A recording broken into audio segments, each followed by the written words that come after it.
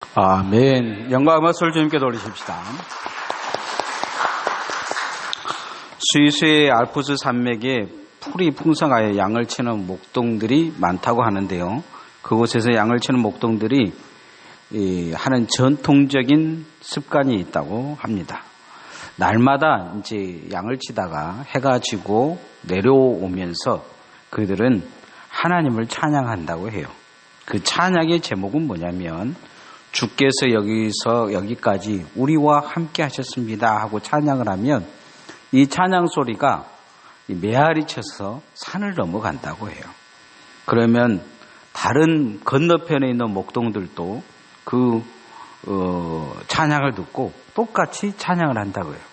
하나님을 찬양합시다. 하나님 감사합니다 하면서 하루를 도와주신 하나님, 하루를 마치면서 에베네셀 하나님을 고백한다고 합니다.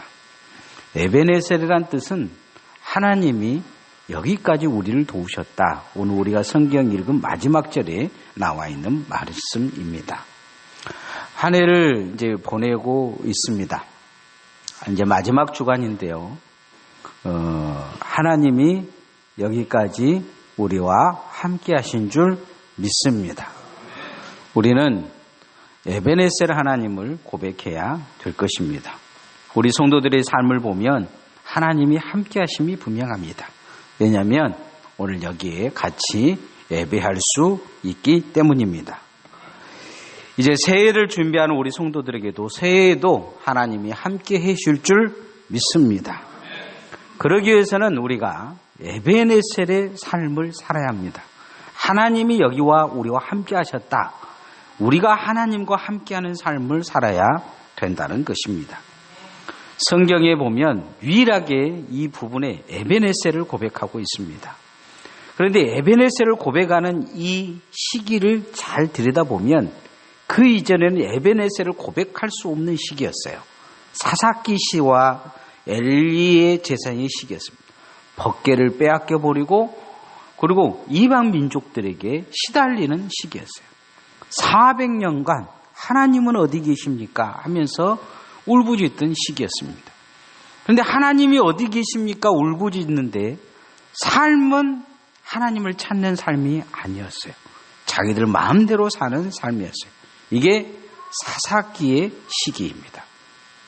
하나님은 그런 사사기를 끝내는 이 시기에 사무엘을 통해서 사무엘과 함께하는 백성들을 통해서 에베네셀을 고백하게 하신 것을 볼 수가 있습니다. 우리도 하나님이 어디 계십니까 하기보다 내가 하나님과 함께하는 삶으로 돌아가야 될 줄 믿습니다.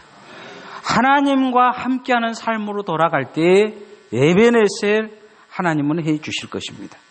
따라합시다. 하나님과 함께하는 에베네셀 삶을 삽시다. 러시아의 최고의 문호 솔제니친이라는 소설가가 있습니다. 이 사람은 러시아 공산 시기에 태어났어요. 그러면서 부모님의 신앙이 좋았는데 교회가 무너진 것을 봤습니다. 그가 살아가는 동안 50년 동안 6천만 명이 죽었어요. 그런 나중에 미국으로 망명을 합니다. 그러면서 한평생 그는 늘 궁금한 게 있어요. 왜 저렇게 공산주의는 세상을 평화스럽고 많은 사람들이 유익을 준다면서 그렇게 많은 사람을 죽이는가? 그것도 우리 민족, 우리나라, 러시아에 그런 많은 사람이 죽어가야 하는가? 그는 미국 템플턴 대학에서 강연할 때 다음과 같이 이야기합니다. 나는 끔찍한 공산혁명이 왜 러시아에서 일어났는지 생각하고 또 생각했다. 드디어 나는 해답을 얻었다. 그 이유는 러시아인들이 하나님을 잃어버렸기 때문이다. 러시아는 정교회라는 아주 종교가 기반을 닫고 있었습니다. 이 정교회는 아주 경건을 위주하는 그런 이 기독교 종파 중에 하나입니다. 그런데 어느 날부터 이 정교회가 황제와 함께 결탁하면서 타락하기 시작합니다.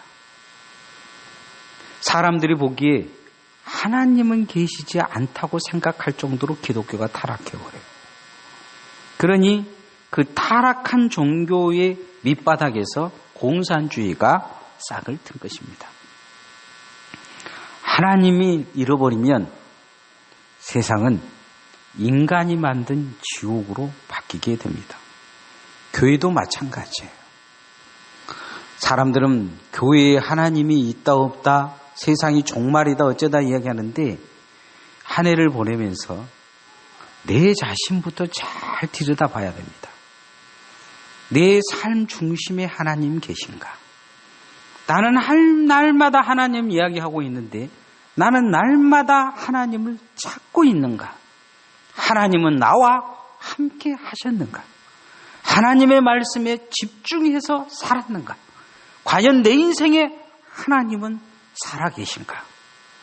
오늘 주일학교도 제가 그런 설교를 했는데요. 살아계신 하나님, 그 하나님에게서는 하나님이 나타나 도와주셔요. 질병이 있든지 고난이 있든지 어려움이 있다면 그가 부르짖으면 하나님이 살아계신 하나님으로 오셔요. 그러나 그 신앙에 죽은 사람은 하나님은 죽은 하나님이에요. 그래서 공산주의는 종교는 아편이다 이야기하죠. 하나님은 죽었다. 최고의 철학가라고 말하면서 지금도 청년 철학가들에게 영향을 준 니체도 신은 죽었다. 그가 원하는 신은 뭐였냐면 바벨론 제국이 따랐던 짜라투스라는 그런 신을 찾는 모습을 보게 됩니다. 오늘날에도 하나님을 잃어버리면 하나님을 믿는 사람들도 무슨 짓이든지 할 수 있습니다. 성경에 보면 아담의 아들, 두 아들이 있었어요. 가인과 아벨이 있었는데 둘 다 농사를 짓고 양을 치고 나서 하나님께 감사드릴 정도로 하나님을 믿는 사람들이었어요. 그런데 하나님이 동생의 예배는 받아주시고 자기 예배 안 받아주자 죽이려고 마음을 먹어요. 하나님은 그 계획 알고 가서 이야기하시죠. 너 마음에 욕심이 있다. 악을 제거하고 하나님을 잘 따르라 이야기하지만 가인 그 말씀 듣지도 않고 가서 동생 죽여버립니다. 우리는 이 성경의 내용을 잘 들여다봐야 돼요. 우리는 가인이 하나님 안 믿는 사람이라고 생각하지만 그렇지 않아요. 가인이 자신의 소산 중에서 귀한 걸 가지고 하나님께 가서 제사를 드릴 정도의 믿음이 있었어요. 반대로 가인 속에는 동생을 죽일 만한 악도 가지고 있었어요. 나중에 동생이 어디 있냐 그러니까 가인이 핑계를 대죠. 우리가 사사기에 대한 설교를 들었지만 하나님 없이 신앙생활을 한다는 것은 정말 무서운 거예요. 자기 마음대로 말하고 자기 생각대로 살고 자기가 원하는 대로 갈 수가 있어요. 자기는 신앙생활을 한다는데 남이 보기에는 사사기 생활 삶을 산 거예요. 그 신앙에 하나님 없는 거예요. 2019년 한 해 동안 내 신앙에 하나님이 있었는지 뒤돌아봐야 돼요. 하나님이 나와 함께 하셨는지, 내가 하나님과 함께 했는지. 우리는 날마다 교회를 다닌다면서 종교 생활에 이미 익숙해져 버리진 않는지, 내가 전심을 다해 하나님을 만나려고 예를 썼는지, 내가 하나님께 기도하려고 예를 썼는지, 하나님 앞에 예배하려고 예를 썼는지, 아니면 하나님 믿는 것에 이미 익숙해져서 어떤 모양으로 살든지 무슨 말을 하고 살든지 나는 하나님 믿는 사람이라고 스스로 위안하고 살았는지. 사무엘은 이스라엘 백성들에게 이 사사기를 끝내기 위해서 가장 먼저 해야 될 것이 무엇이냐? 우상을 제거하라. 하나님 앞에 바로 서라. 이렇게 공고합니다.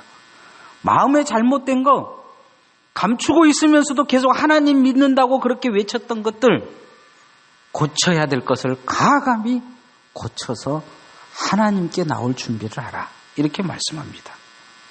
7장 3절 말씀 한번 같이 읽어보십시다. 시작. 사무엘이 이스라엘 온 족속에게 말하 이르되 만일 너희가 전심으로 여호와께 돌아오려거든 이방신들과 아스다소를 너희 중에 제거하고 너희 마음을 여호와께로 향하여 그만을 섬기라. 그리하면 너희를 블레셋 사람의 손에서 건져내시리라. 사람이 아닌 하나님 앞에 자기 자신을 드릴 수 있는 수준으로 자신을 바꿔라 이야기를 합니다. 우리가 신앙생활을 하려면 하나님이 받으실 만한 신앙생활을 해야 될 줄 믿습니다. 사람들 앞에서 인정받는 것은 조금 하면 할 수가 있어요. 그러지 않습니까? 사람들 앞에서, 사람 앞에 인정받는 것도 힘들지만 그러나 노력하면 사람 앞에서 인정받을 수 있어요. 그러나 내 마음의 중심을 아시는 하나님 앞에 인정받기 위해 우리는 내 자신의 마음속에 하나님을 다시 모시고 하나님을 거부했던 모든 것을 다 제거하고 하나님 앞에 바로 서야 될 줄 믿습니다. 사무엘은 하나님과의 관계를 먼저 회복하라 이렇게 이야기합니다. 하나님과의 관계에서 무엇이 어그러졌는지를 들여다보라는 거죠. 하나님 앞에 기도가 나오지 않는 그것이 무엇인지를 들여다봐라 이야기합니다. 2019년 마지막 주일인데요. 한 해를 보내면서 하나님과의 관계가 회복되는 성도들 되어지기를 소원합니다. 주님 나를 받아주소서, 나의 삶을 받아주소서, 나의 충성을 받아주소서. 올해는 우리가 어떤 삶을 살았든지 그것보다도 중요한 것이 있는데 새로운 한 해를 준비하면서 나를 바꿔서 주님이 받으실 만한 삶으로 나아가야 될 줄 믿습니다. 그러면 하나님이 여러분의 삶에 에베네셀을 해 주실 줄 믿습니다. 사무엘이 그리고 나서 이스라엘 백성들에게 첫 번째 요구한 거 있어요. 그 마음을 잘못된 걸 다 고쳐먹고 하나님 앞에 나오는데 어떻게 나오느냐? 기도로 나오라 말씀합니다. 우리가 하나님께 기도하자. 하나님이 우리에게 에베네셀 해주기 위해 우리가 하나님께 기도하자 이렇게 이야기합니다. 여러분 하나님 앞에 기도를 회복하시기를 소원합니다.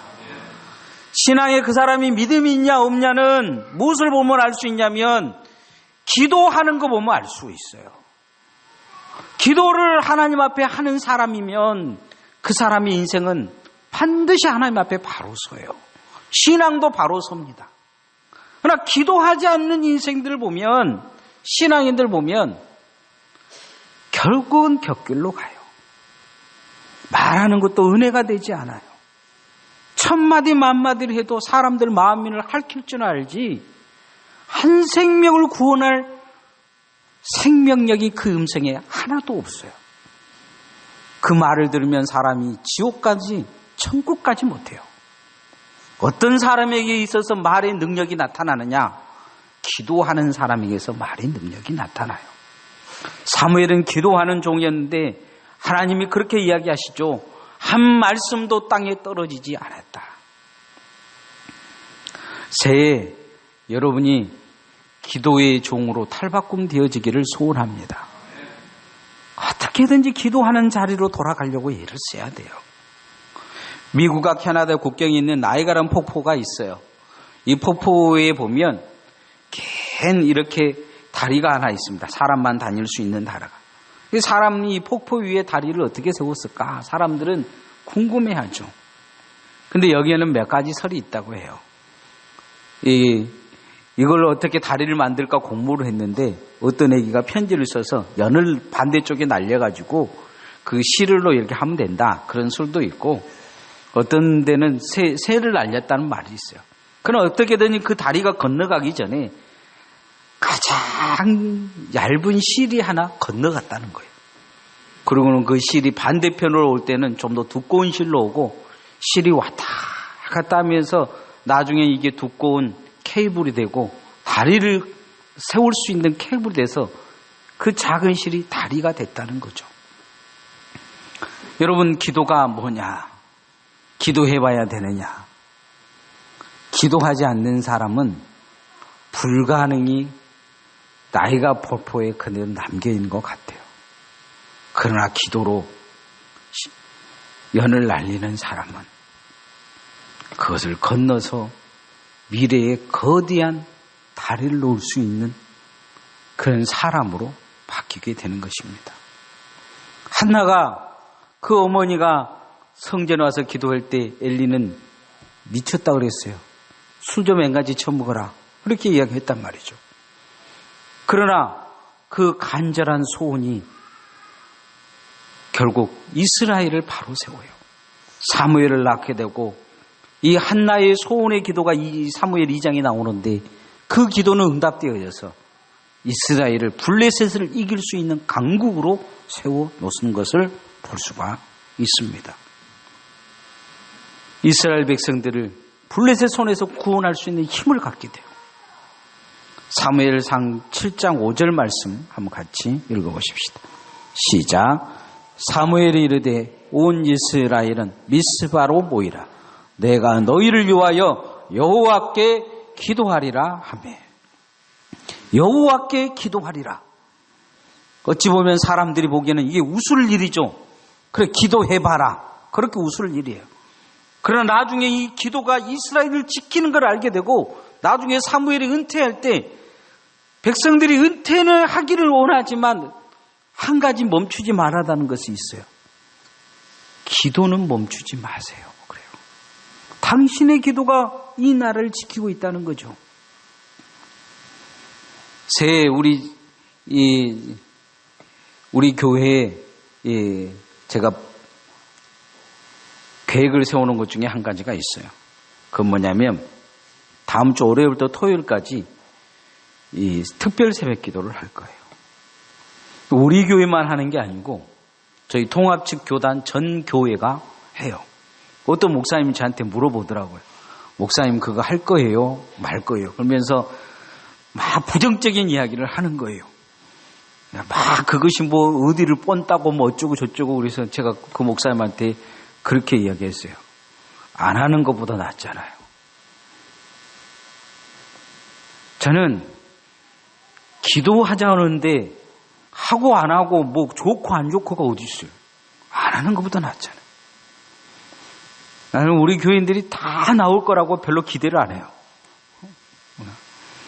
그러나 저는 새해에 불가능을 가능으로 없는 미래를 미래로 절망을 희망으로 바꾸기를 원하는 사람들은 기도할 줄 믿습니다. 새벽 5시에 시작한 게 아니고 5시 20분에 시작해서 6시까지 한대요. 전국 교회가 방송으로 해요. 그래서 우리 교회도 방송을 틀어줄 거예요. 한 주간 설교 안 해서 얼마나 좋은지 몰라요.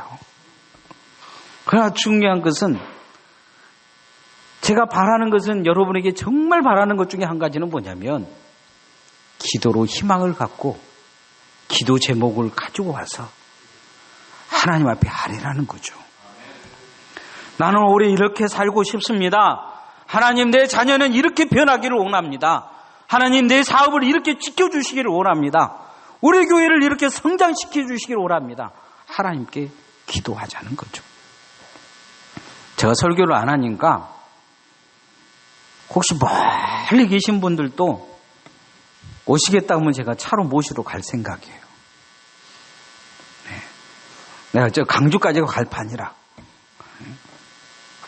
하나님 앞에 새해 기도로 깨어있기를 소원합니다. 정말 하나님 앞에 새해에 미래가 없다고 생각하는 사람들 하나님의 무릎으로 한번 가까이 나아가 보십시다. 여러분의 인생의 위기에 2020년 마지막에 그 기도가 응답돼서 하나님은 여러분의 삶에 에베네셀을 해주실 줄 믿습니다. 야곱이 이 위기에 하나님을 붙들고 놓지 않았던 것처럼 내가 하나님을 붙들고 놓지 않는다면 하나님은 반드시 우리를 도와주실 것입니다. 이 에베네셀의 기도를 하자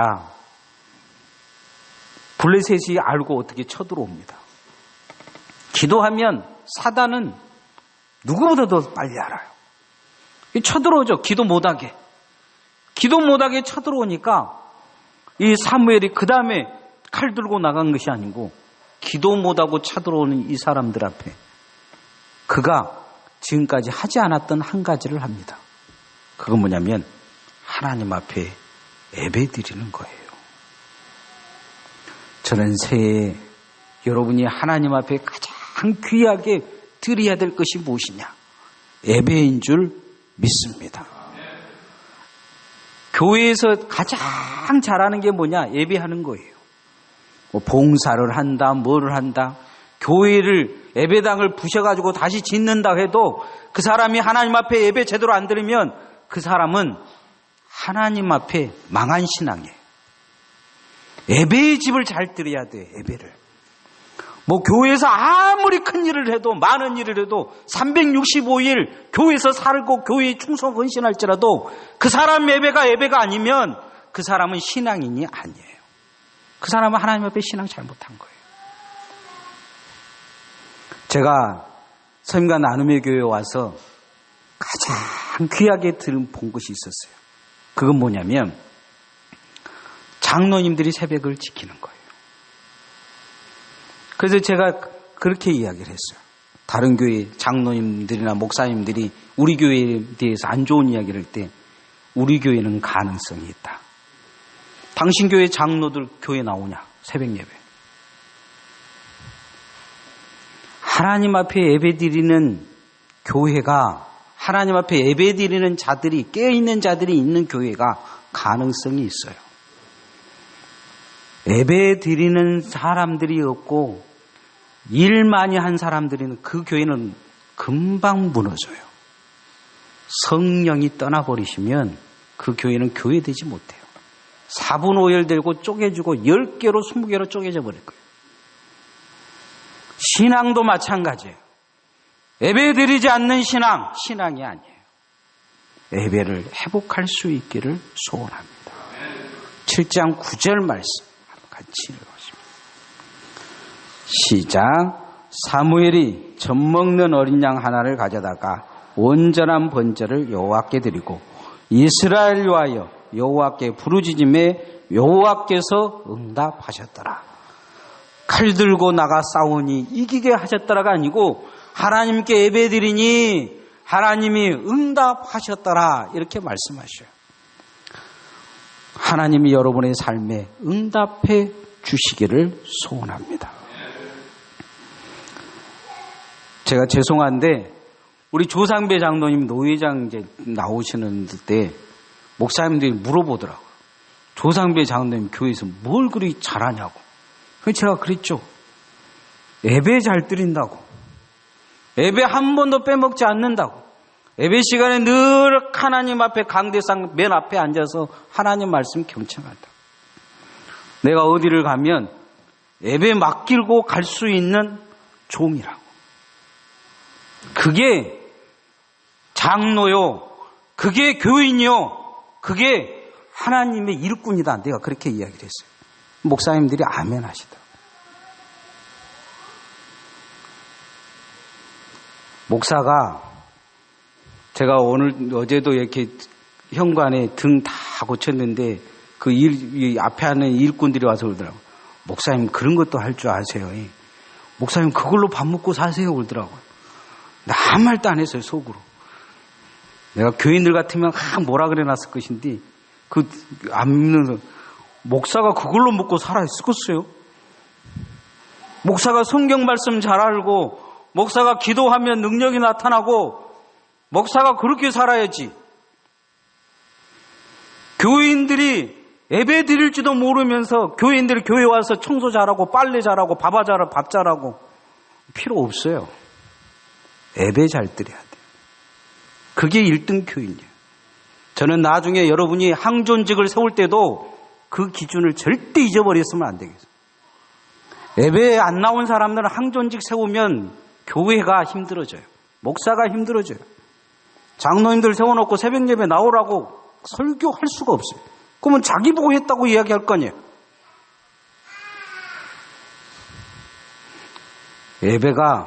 예배되어져야 돼요. 예배를 하나님 앞에 잘 드리면 하나님이 에베네셀 해주세요.